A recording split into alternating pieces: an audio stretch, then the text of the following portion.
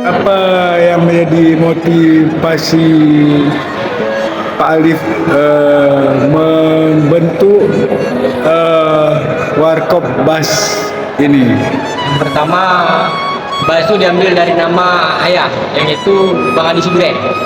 Karena ayah emang asal awal Subrek. Jadi muncullah ide nama Warkop yang namanya Bas, Bang Adi Subrek.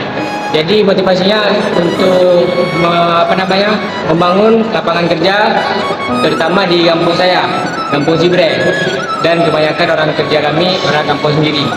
Alhamdulillah, kalau kami lihat perkembangan waktu buka ini, alhamdulillah lancar.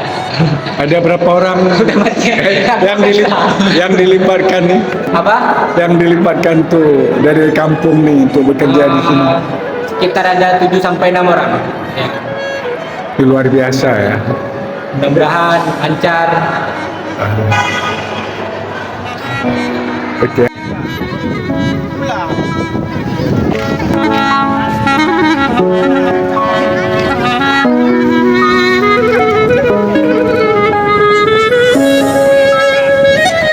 Kebetulan saya menghadiri sahabat saya menunaikan ibadah haji. Oh ya. Persamaan acaranya diajak kemarin. Oh, Semoga grand opening ini bermanfaat kita dan bagi agama ada bersama. Amin. amin. Rasanya nikmat bang ya kopinya ya, makanannya juga enak. Iya ya.